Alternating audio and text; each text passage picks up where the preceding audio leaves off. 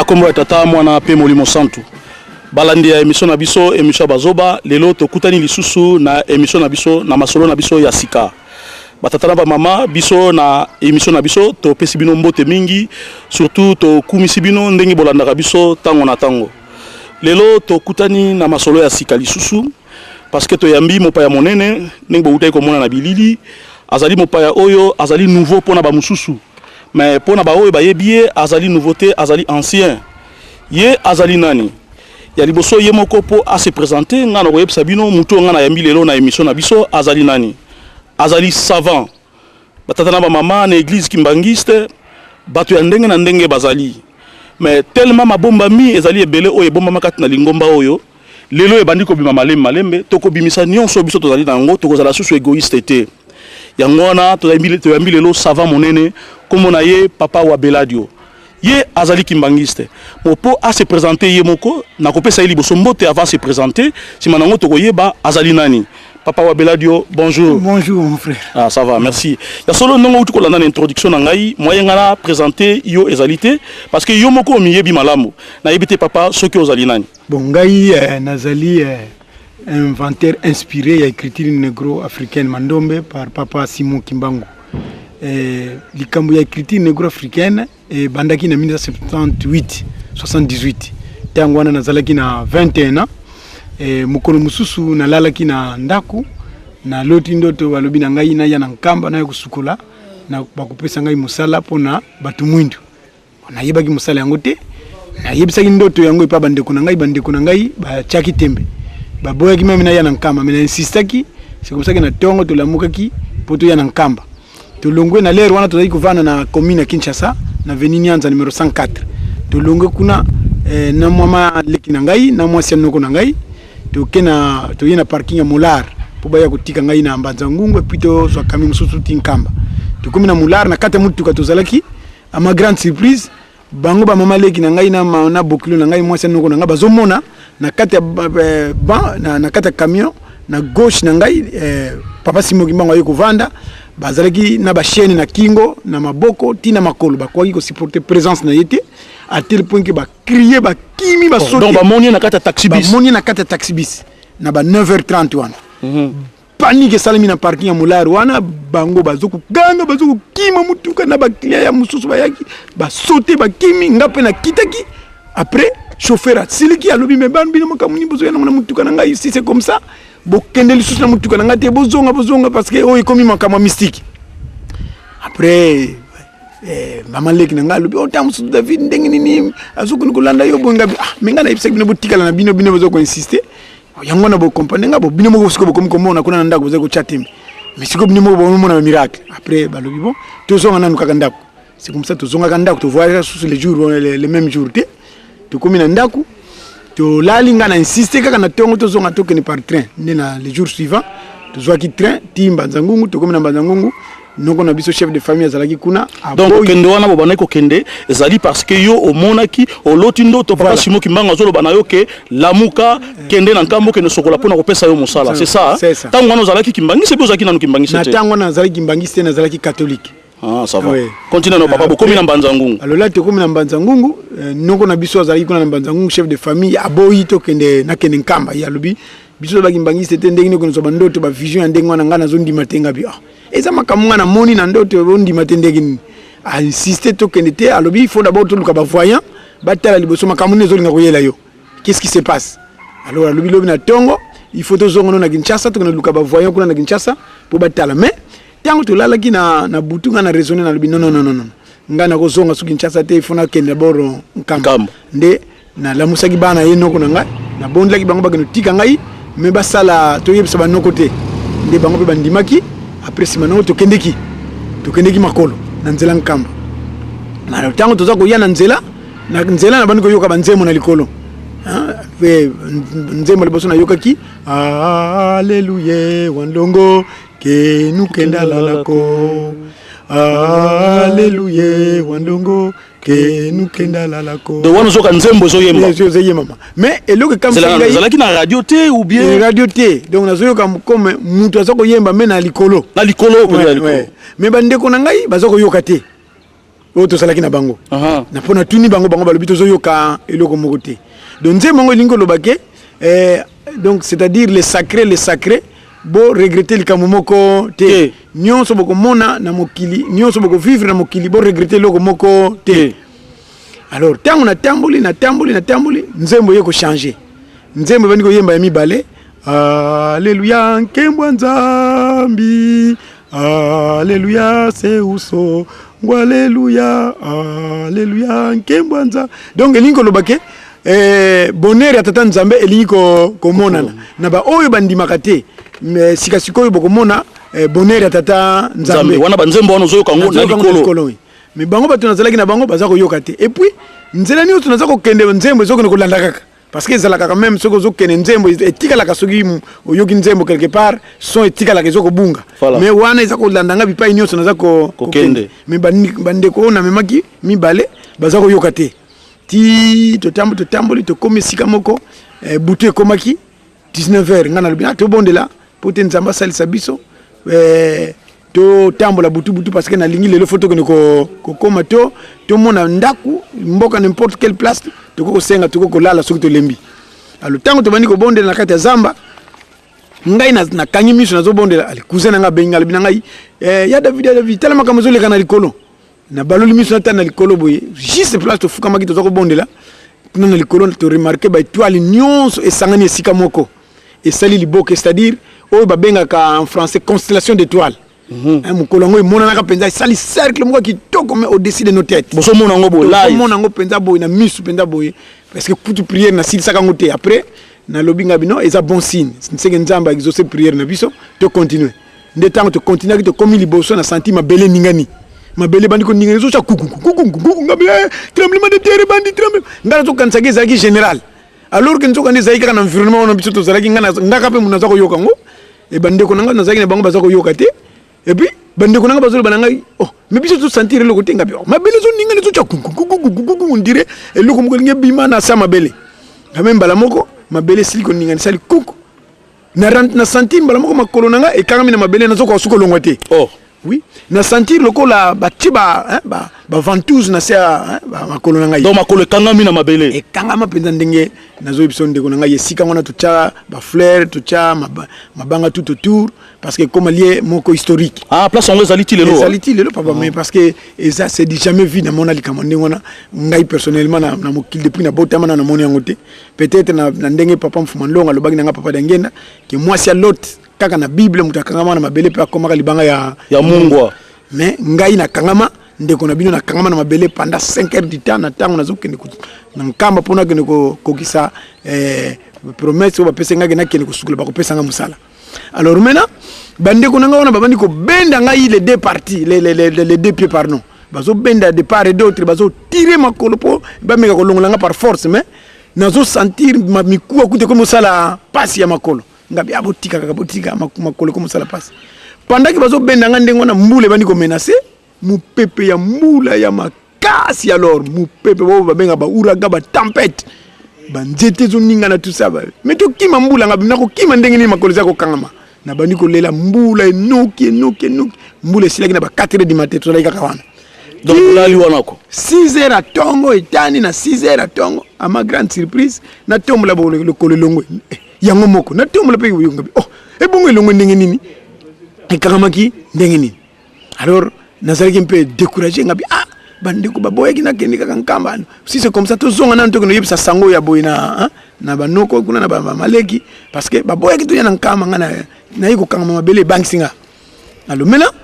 pour to memaka muinda to longaka 4h du matin to monaka to memaka muinda tempête pendant que na kangami na mabele muinda zaki na mabele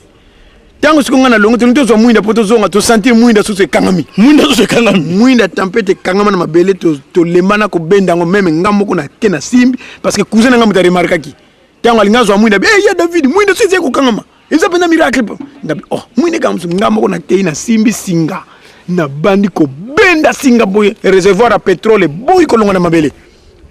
ngama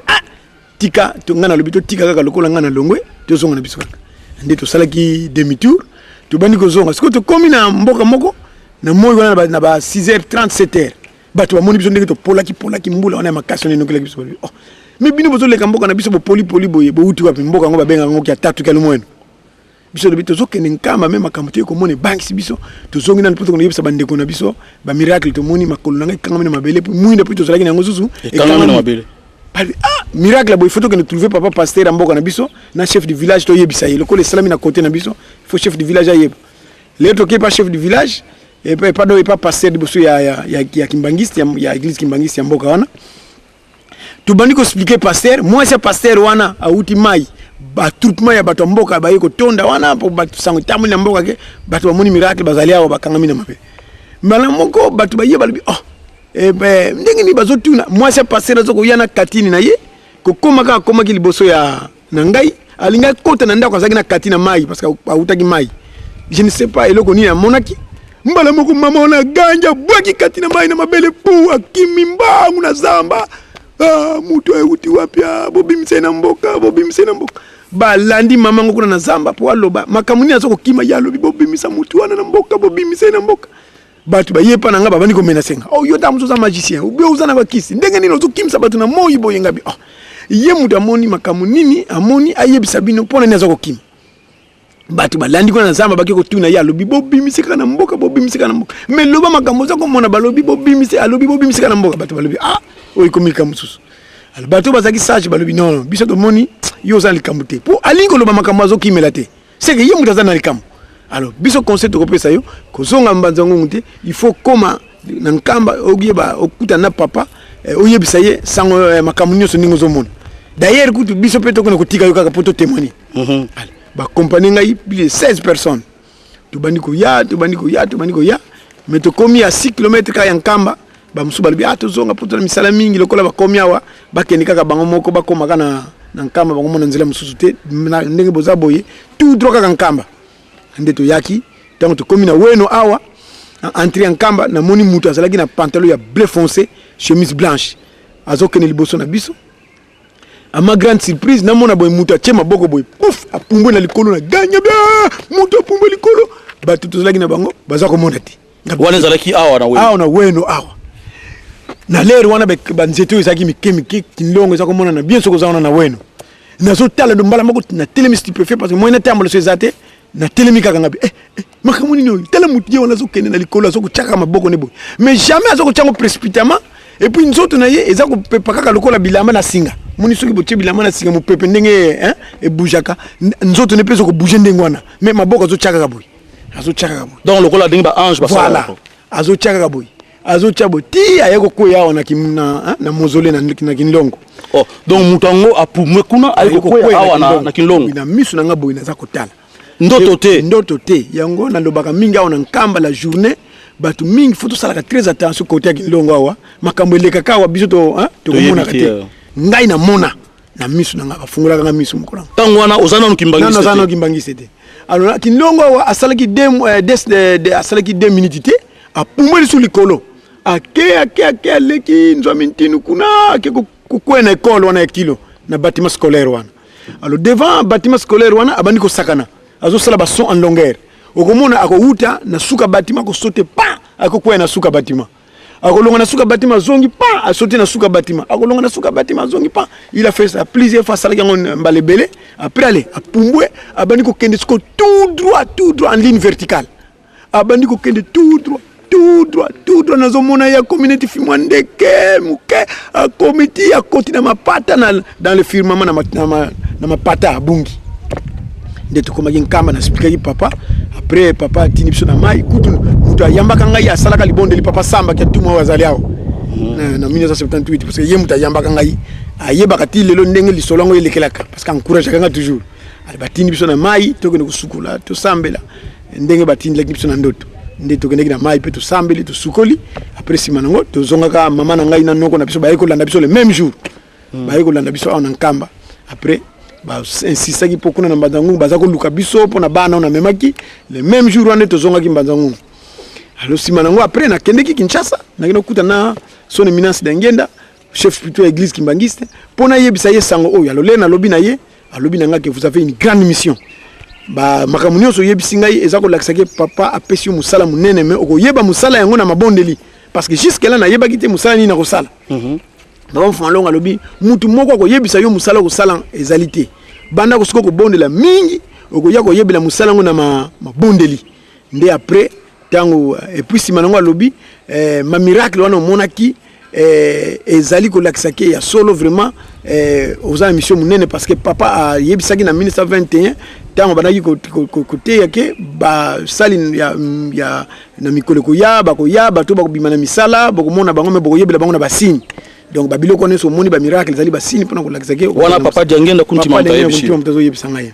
après simanango alobi na ngai il faut garder contact ko ya ko yebisa ngai évolution ya ba prière na yo ba mabondeli na yo mais faut ko bondela ka mingi sigoyo alors na zongaki na landaki ba conseil papa apesa ngai matia wana na landaki yango na bandaki siko ko bondela mingi na mikangelaki même na chambre na salaki sous forme ya beko na maneka ko bondela ba sacrifice kaka nde na ko bondela na mukolo mususu vers 11h 9h30 ou 10h 11h ya tongo na bandaki ko tala mur ya brique ya chambre na ngai par hasard comme ça na mona boye mira brique ça na ba chiffre kabia bon est-ce que bon so ba yeba kati na zubiki na komi chiffre na mi balé 5 na d donc na mur ya na ndako na ba chiffre bimi wana mira ba chiffre mi balé bimi 5 na d mena na yeba ki na ngate ke musala ngona ko bandila ngona ba chiffre wana ndoka nzambe pe afungulenga miso ninga fungulenga miso na mona ki mutu wana zeko pumbwa ninga pa fungulenga miso na mona ba chiffre na mira na monika kame na yeba ki teke na ko banda musala ngona ba chiffre scolaire na lala ki na butu na zolo to secondoto na moni d'abord insecte moko yiko koyela nanga na ilamba insecte ngo ibandi ko déplacer mais zoko koma ba chiffre mi balé wana na kati ya bilamba nanga c'est-à-dire ezoko sala net ezo tika ba trace ba liquide ngo zaka ya noir soki ke e tiki liquide e komi D e baluki koto e yena pantalon e tiki e komi 5 e yeko ne komi D ke kone ngana kata ndoto no ba na komi chiffre na komi chiffre lena lamugi boye na ndoto ngamona mituni ngapi mais ndenge nini ba chiffre ngo na monaki na note na moi pardon na mire ba komi ko yoko komanga ngo na nzoto c'est que ba chiffre za na likambo nena ko baki na mabondeli kaka na mabondeli na yeba kaka teke na ko bana musala ngo na ba chiffre wana ande na yiko lota ndoto mukolo mususu na moni papa Simon Kimbangu ayiko lakisa ngai brevet mais brevet ngo ba intitulaki yango brevet d'activité matérielle donc papa Simon Kimbangu ayeko tikela yo brevet a telemaka asalaka boy asalaka boy mais brevet ngo ezalaki ko briller ba lettres zaki en or donc c'est comme lettres dorées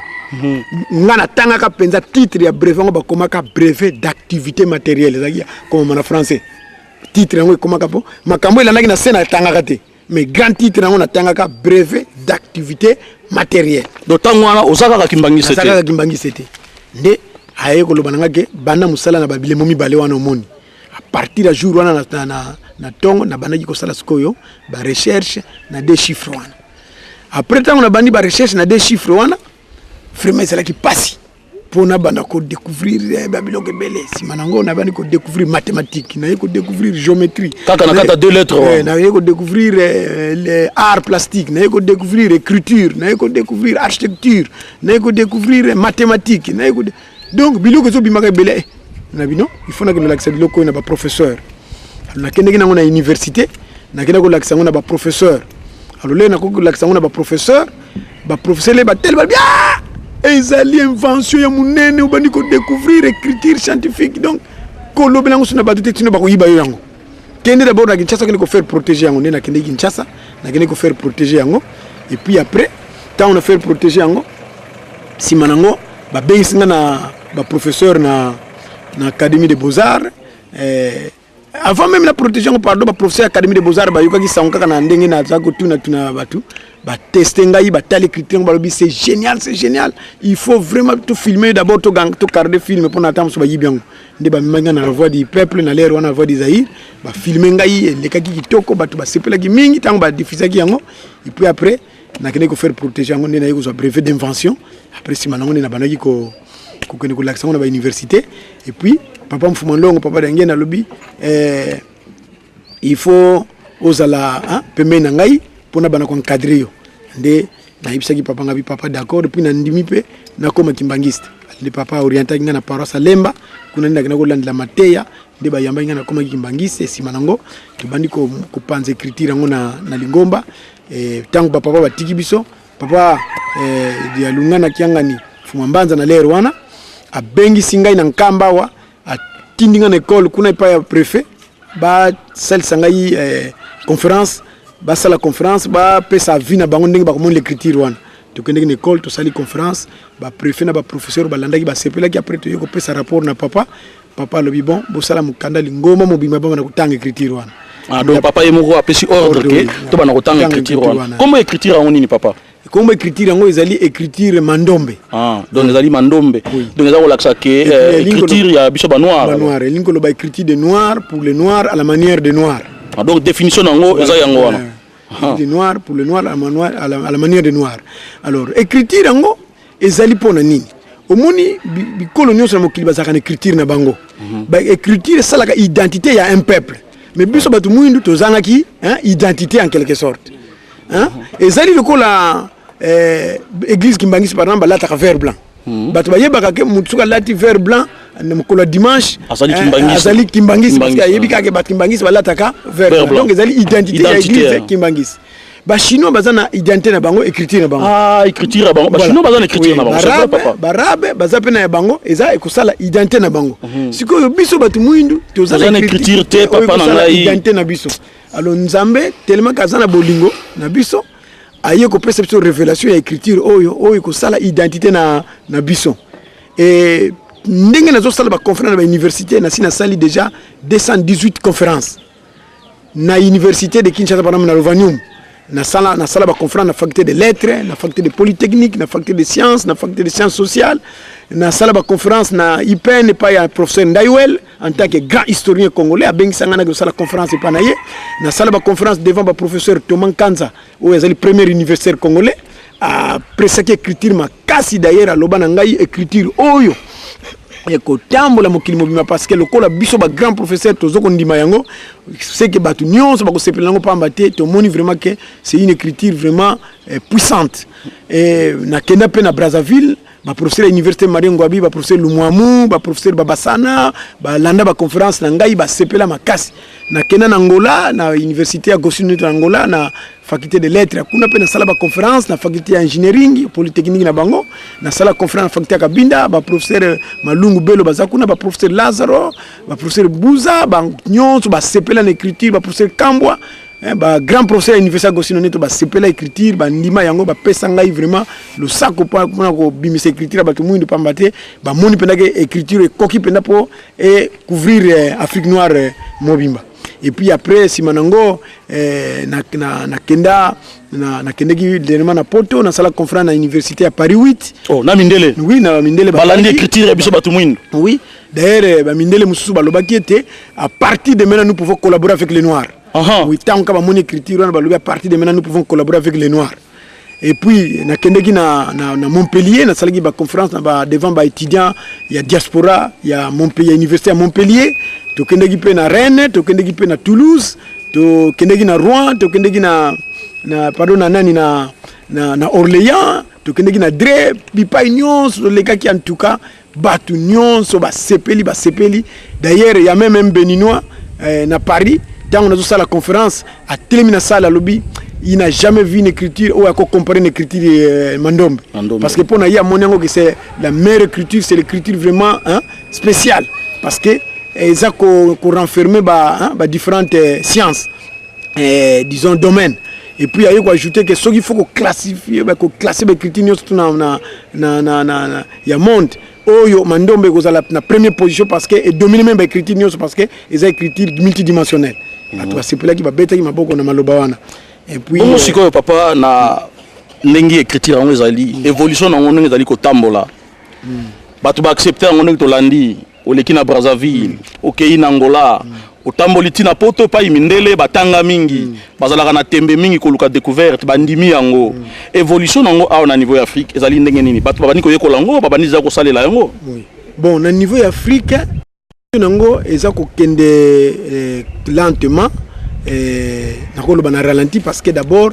eza ko senga ba moyen pour na ko vulgariser yango makasi batu ba seplaka nango mingi na ba université nyonso na sala ba conférence na faculté polytechnique na faculté de lettres na faculté ndenge na compter même na faculté catholique na sala conférence qu'on a 2 fois ya limité na salle de conférence, na faculté, na académie de beaux-arts. Tous les étudiants na ba professeur ba senga kaka ba tiango na programme scolaire. Dernièrement, tant ministre de l'éducation na biso a yoga ki sangwana a bengisa ngai a sengi à la conférence yemoko a participer. A organisé, a invité plus de 250 personnes, na ambassadeurs ba mindele bazalaka na ba pays d'Afrique, ba ambassadeurs au Sénégal, il y a Gabon, il y a Hollande, azalaki, il y a ba Chine bazalaka. Na legi na tableau na salle ba conférence, tout le monde dans la salle, même ambassadeur ya Hollande, pesanga même carte de visite à lobi na ngai, il faut que les enfants européens prennent aussi cette écriture. Félicitations. Alors maintenant, et là que ça la biso passi ba moyen. Ça dit na remarquer que ba organisme oyo et sali sakabatu mingi en Afrique. Et ça, organisme, il y a des mindele. Na yebi to soki batu mundu bazamba organisme sali sakabatu. Soki to sali ba mikanda, ba mindele bazo mona geze critique na bango te. Moi ba financer yango ba financer yango ezalité. Souvent ba répondre ka ngai ah ça ce n'est pas pour pour nous, ce n'est pas dans nos occupations. Nos financements, c'est pour, par exemple, tel domaine,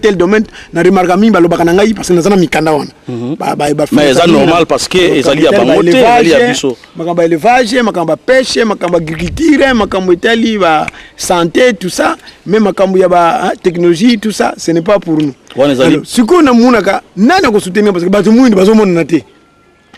Tozo bundaka kabiso moko na église mutazo pesa ngai ba faveur ya kone kotangisa ngona ba salle na ba paroisse mais batu bako soutenir par exemple ba production ba livre ya ba journal tel que par exemple to bimisaka ba journal awa ya écriture yango na meka ko bimisa quelques 3 numéros mais ezalaka na biso toujours donc journal oyo ba komi ngona écriture mandombe oui ngomona même na kati ndenge to komaka voilà. Voilà, batatana ba mama, vous allez kolanda, ou ezali journal ya écriture mandombe, bazali déjà na ba progrès, tala déjà basali journal, ezali koloba na écriture mandombe. Ngai natanga ki yango mwa moke tango na yaka awa, mais na kimaka lokuta mabete parce que mutu eswaki, mais lelo lokola batu balingi tembe. Lelo lokola batu balingi ba découverte, na yebite papa, ngai nazala muta tembe mingi. Na yela ki yo tableau. Ce qui est la démonstration, bah mon appel écriture en haut, tu kolobela ah bah balandi mais bazo ebate écriture en zelo konini. Au lobé zaliga na deux chiffres. Mais na deux chiffres wana mutako ko ça la découverte ya moteur à camion, mutako ko ça la même plan ndako, mutako ko ça la biloko nyonso yo lobi. C'est vrai. Mais na ebité na memela ki au tableau pour na za mutu ya tembe. Tableau na créé zali. Est-ce que ko ça la paix découvert la sabiso démonstration na kata tableau. On me ko landa ata première leçon ya pamba. Nako aussi c'est kaka pona mikanda rapidement moni oyo net par exemple za mikanda to sala pour la kona bana bazotanga premier niveau hein premier niveau donc za la syllabus ndenge za libo ba premier niveau ndenge ni bakoko ko yeko l'écriture yango tout ça toza nango mais toza ko luka tu ba financement nango toza pe na ba livre mususu pona bato bazali ke net baza ba universitaire bakoko bato bazali ke baza ba yekola déjà akoko tanga ils ont en français manuel d'apprentissage à l'usage des apprenants oyo ils allaient peu senga ba multiplication nango po ils allaient belé mais nyonso yo tous na ba moyen ya ko sala ngote to sala ka pe moi ba masano ba G ba livre ba lecture tout on en écriture kaka oui en écriture pona muto pe akoko ko somba afani na ndaku to chaka ba masesena ba histoire ba conte mais oui vous allez bien parce que ngana limi c'est mingi oui vous allez bien pour ngai vraiment parce que problème c'est que combien on a langue mais l'écriture na biso c'est ça ngana na yekoli ngote mais vous allez malamu to na na tableau comme ça omega ko expliquer oyo ezali par exemple ba G ezali ko la scrabble écriture yango na sala na sala loko la G batu bakoko beta mais na écriture kaka ezali ko la scrabble oko beta ngome na boule G de 6 après ozo comme ba syllabe pona ko sala ka exercice na yo suivant ba orientation ya G voyez alors voyez livre yo pamba pona ko sala ngo avec $200 on peut faire 1000 exemplaires oh avec $300 on peut faire 1000 exemplaires G yo avec $150 on peut faire 100 exemplaires mais vraiment ils allaient passer ba moyen ils ko mona na te ngana posa nga izali ke esalama de façon que tout tyango na objectif ya ko zula ngombongo te avec un petit bénéfice n'engue ba Jova ba salaka livre ko teka même 20 francs même 50 francs même 30 francs sans que tout en a intérêt hein mais pour la population na biso base à la facilement base à la facilité ya ko somba yango Voilà ce que tu as tableau. Merci. Pour na sala balandi émission na biso ningo zali kolanda livre ezali na makambo belé écriture ezali na makambo belé ngai tata na bino papa César na lingi tembe mingi toza okene na papa oyo bino bomoni savant ala ki sabiso ma muke na kati ya tableau écriture yango ezali ndenge nini pe esalaka nini donc bomeka kolanda biso bozala très attentif à kolanda na kati ya tableau voilà donc tableau yango yo batata na ba mama mais kana nous ko expliquer makambo yo uté koloba na biso kuna papa bon ndenge na uti ko na uti koloba ke na découvrir yango na mur de briques mais na yeba kité ke ba chiffre mi ballon na découvrir na mur de briques yango na ko banda musala donc mur de briques yango ya ndenge na dessiner yango c'est-à-dire na découvrir ke na kati ya mur de briques ezaka ba chiffre mi balé ba maçon ba saka me ba yeba na bango té donc biso batu mwindu batu découvrir que mur de briques ezalaka na ba chiffre ezali notre découverte première. Voyez? Donc ils ont un chiffre 5 na chiffre 2 na koko isolé yango 5 na 2. Voyez? Alors donc oui bimi awa. Oui donc na koko même ko reprendre pour na ko l'accent, c'est-à-dire 5 combiné avec 2. Hein? Union 5, union 2, union 5. Hein? Donc zomona donc mi rubrique zobima. Toko zonga sona likolo 5 2 5 2 5 2 voilà hein donc ça lit mur de briques. Alors maintenant on te découvrir que mur de briques na ba chiffre na bana ko sala ko ba recherche à partir ya 5 na 2 wana ndenge ba yeko lo bananga ke bana musala na 5 na chiffre mi balé na 2 chiffres wana. Alors ndenge na bana ki ba recherche donc na yeko comprendre que ce que na 5 il suffit na ba que ça crée na C à 5 5 est commis 6 ce qui na 5 na ba que na likolo 5 est commis 9 mais mukomusu na yeko découvrir que 5 oyo kaka soko tango na kata kitala okomona na kata kitala ore bima su 5 ko bima 2 donc soko balusha ngo boy et ce qui obaloli otali 2 okomona komi 5 alors tango na yeko découvrir ngo na yeko mona 5 ezo koma 9 ezo koma 6 ezo koma 9 puisque na kata kitala 2 ezo koma pe 5 na kata ya 2 soki na bagisi crée et koma soki na tali élément oyo na kitala na komona 6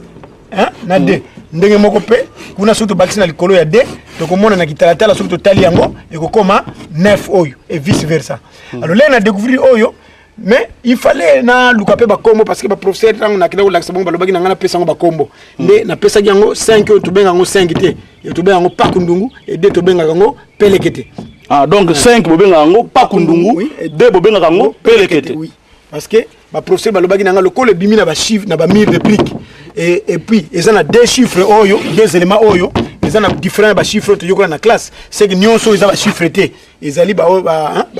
élément mususu donc pesa ngo ba kombo ya biso moko bato mwini nde yango to benga kango dans l'ensemble na place à chiffre benga ngo ba voilà mais chaque élément ils ont na kombo nango oyo 5 ils a pas kundungu et ils appellent kete dans l'ensemble nango yango bengi ba voilà alors maintenant oyo mibale oyo pesi naissance à biloko nyonso tout ils a ba voilà simple oyo les 4 oyo to benga ngo ba voilà za piluka hein voilà za piluka donc voilà les ali bâton sacré c'est-à-dire oyo za ba élément sacré comme papa Simokimba ngo za ko tamla na voilà vous comprenez donc ba chiffre mibale oyo pe ko révéler biso ezali ba voilà vous comprenez. Alors maintenant tant on a découvert ba élément simple oyo to bengi voilà za mpamba élément composé to bengi voilà za piluka to yoko na yoko sala ba recherche mususu pona ko passer du simple au complexe nde to yoko découvrir ba voilà za mpimpita. Alors voilà za mpimpita ngo ndenge to swagi ngo na union ya élément composé au to bengi voilà piluka na union ya voilà mpamba yango mtepesi biso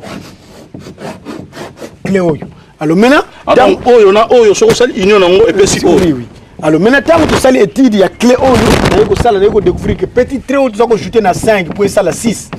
to koki ko faire parcourir une course de moitié sa valeur donc to bandi ko tambu sango ko balola yango na mayele na biso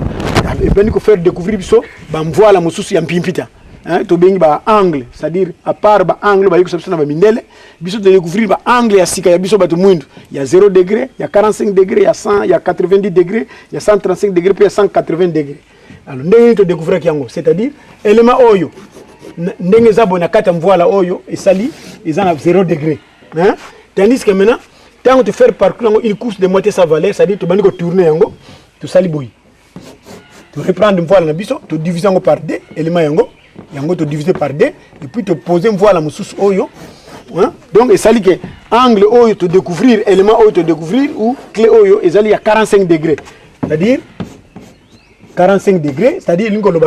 voilà na biso et sali une course hein, de 45 degrés par rapport à sa position initiale, c'est-à-dire ce que tu as démontré on a diagramme tu as ça la boucle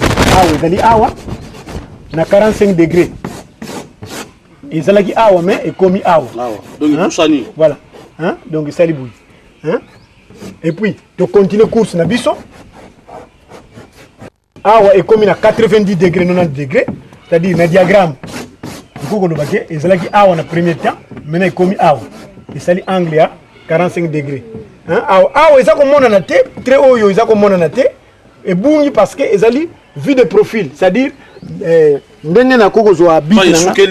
biki na ngai soki nazo tali nango na sens oyo yo mutu za côté nazo mona ka point bleu oyo donc yepe awa tellement que azana position droite par rapport à notre vue a commis point mais azana kati alors tu continues course na biso awa ayeko bima lisusu et yeko koma siko na 135 degrés, c'est-à-dire a commis na 135 degrés a commis na angle optique, c'est-à-dire par rapport à sa position initiale azalaki awa na bandeli siko a commis awa ouais 135 degrés ndenge na utoko lobaki awa eza 90 degrés alors pour na sa course na ye ayeko sala sikoyo 180 degrés comme ça, c'est-à-dire awa na diagramme a comme un angle plat, c'est-à-dire surtout ça les pieds tu comprends que abandonné qui awa siko a commis awa donc est commis angle hein, droit donc angle 180 degrés. Donc voilà ba tata ba maman ndenge to découvrir que ba angle biso batu mwindu nous avons l'angle de 0 degrés, de 45 degrés, de 90 degrés, de 135 degrés et de 180 degrés. Alors maintenant puisque l'écriture est partie de deux éléments et bandaki na deux éléments 5 na 2 donc ces deux éléments ils allaient des éléments de base ils ont éléments de référence. Alors vous avez que awa clé oyo to juyango na ba voilà oyo ils ont famille à 5 parce que na 4 9 5 ezali c'est que na 4 miroir so to tali yango et ko pesa biso ya famille à 2 parce que ils ont toujours écriture de référence basée sur ces deux chiffres là. Donc oyo ko pesa biso oyo na kitala tala na famille à 2 de 45 degrés ko pesa biso oyo 90 degrés ko pesa biso oyo 135 degrés na famille à 2 ko pesa biso oyo na famille appelée que disons et puis siko nenga zali wana papa okokipe ko koma lettre na kati ya ba oui to koma ka pe ba lettre, c'est-à-dire to ko koma ba lettre ndenge nini à partir ba angle oyo nde yango to komela ka to sala ka pe ba dessin yango donc zali ko sala boye eza pasi pona biso le kola zali bato ebandeli pona ko yeba yango déjà mon touché suit ngana lingo komela ngai lettre à papa comment émission ya bazoba et komi na nkamba voilà papa donc sikoyo nenga zali boye komela ngai lettre awa pona ndima ya solo vraiment que bato bazali kolanda biso bayeba ya solo vraiment que makambo yo ezali au sérieux po ba lettre déjà zalaka komela biso lettre awa émission ya bazoba et komi na nkamba. Bon alors na ko ajouter avant na koma na ko ajouter que wana bomoni za ba angle to za rapena ba angle wana intéressant wana bomoni za ba angle wana yango mutu ezali ko jouer rôle ya ba consonne parce que yango to utiliser comme ba consonne mais to associer yango na ba voyelle na biso to benga ngo ba bisimba ezali 5 tozana a to koma ngo boye tozana o tozana i tozana e tozana u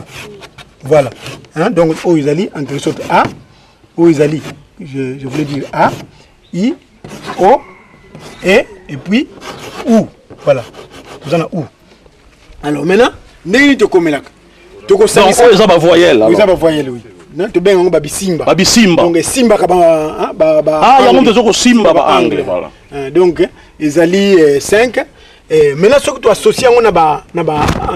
angle par exemple na koko koma émission ya bazoba et komi na nkamba voilà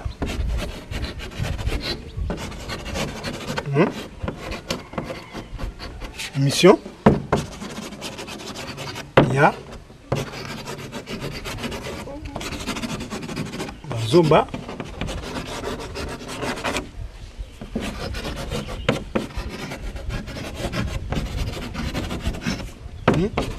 na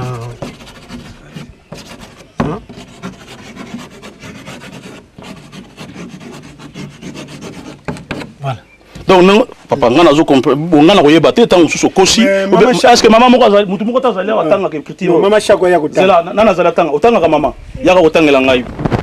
sans que ba souffler zela pardon akomi linga lettre awa ba komi nini wana oyo akomi émission ya bazoba ekomi nankamba me na mbango lekaki mingi voilà donc ba komi émission bazoba ekomi nankamba donc yo nongo za na mama yo poko makayango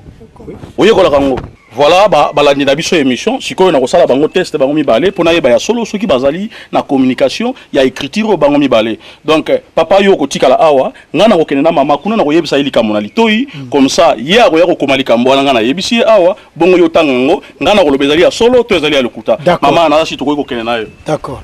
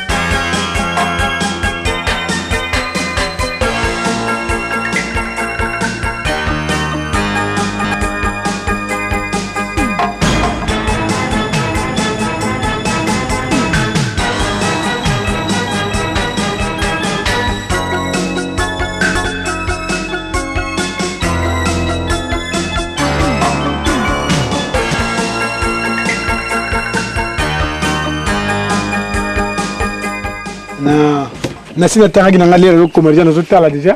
Donc c'est vraiment facile. Malgré n'a remarqué que compte tenu à Kozanga Kotanga Mingi régulièrement. Nous avons eu le baquet Kozanga ba livre parce qu'il fallait pas tanga Mingi pour pas bosser en raté. Donc écoute nous féliciter parce que azo comme difficilement parce que ça c'est exercice mingi. Alors a commis Bana Poto Papa Simon Kimbangu Kiangani Atinde Libino Mote. Voilà.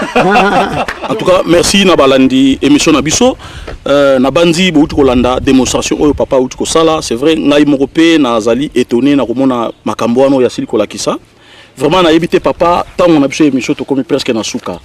Liloba nini ya suka okoyi koloba na bayo basa kolanda biso na émission o bazali koyoka biso lelo. Liloba nanga ya suka ko zala kaka. Vraiment nazako senga na batu mwindo nyonso ba soutenir biso pour na tout faire asseoir écriture yo na mutu mwindo na kati environnement na biso batu mwindo et surtout botanga yango pamba te binonde batu boko pesa yango valeur écriture nyonso soki na kati mboka batu bazako salela yango te ezaka na écriture morte mais tango batu bazako salela yango écriture wana ekomi disons vivante et ba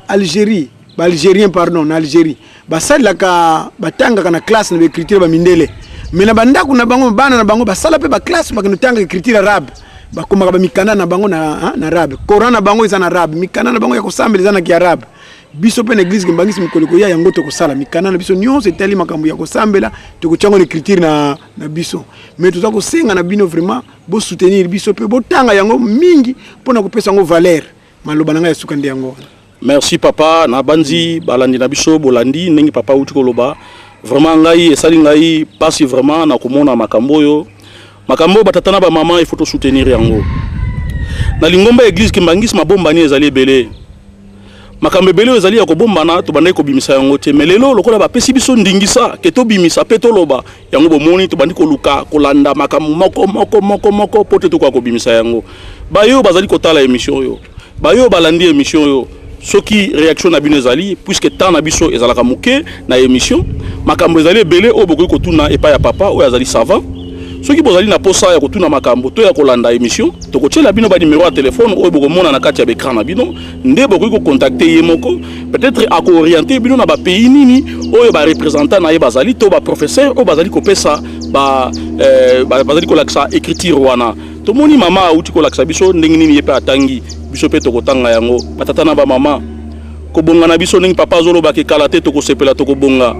kobonga ekouta likolo te ekwei lokola miel biloko nyonso ya mike oyo koki kozala facteur ya kobonga na biso soki tomoni yango il faut tozwa yango sérieux il faut tolanda yango ya solo lelo tozali na ta mingi te bomoni ngai nayebisi bino na promettre bino na kolanda yango soki nzambe akosalisa mikolo ekoya bokomona nga na kokoma ya bino lettre na mandombe na koyeba te soki okotanga nini soki bazali kotonga yo na bakomi lettre batongi yo eke yo oyebi te ezalaka pasi ya solo tomeka koreagir na numéro ya telefone to bocontacte biso na email na biso na émission ya bazoba tokoriente bino pas seulement pour les kimbangistes ezali mpona peuple noir nyonso africain mundele landa émission oyo ya solo nalingi bino mingi bino pe toyebi ke bolingi émission na biso mingi mpona lelo topesi bino mbote na kombo ya tata mwana mpe molimo santu amen.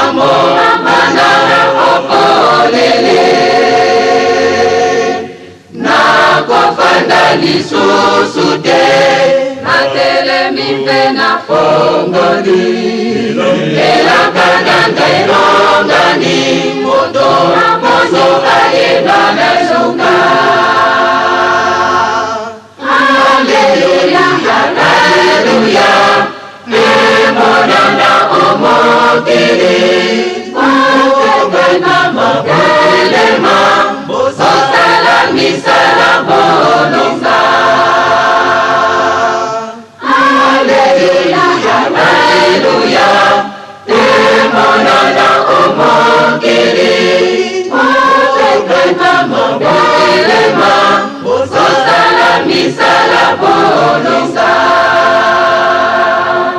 nalobaka bino likambo ete nakokomisa bino inosuka epai ya elonga ya bosepeli. Nalobaka bino likambo ete nakokomisa bino inosuka epai ya elonga ya bosepeli. Haleluya, haleluya, emonana omokili owetana mondelema osala misala bolonga. Haleluya, haleluya, emonana omokili owetana mondelema osala misala bolonga. Nkembo na likolo esengo mpe kimie jangisuka ngai kimbangu na mema bino kino epai nalaka bino. Nkembo na likolo esengo mpe kimie jangisuka ngai kimbangu na mema bino kino epai nalaka bino. Haleluya, haleluya, emonana omokili owetana mondelema osala misala bolonga. Haleluya, haleluya, emonana omokili owetana mondelema osala misala bolonga. Haleluya, haleluya, emonana omokili owetana mondelema osala misala bolonga.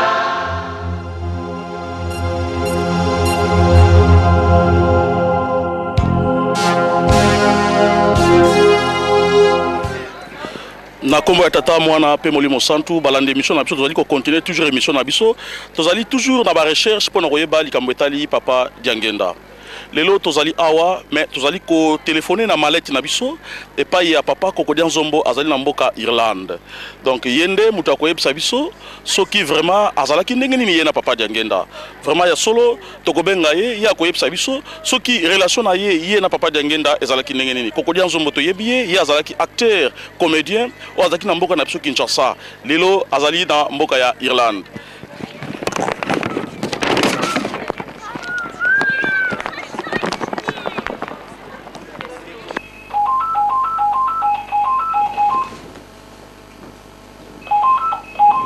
Allô?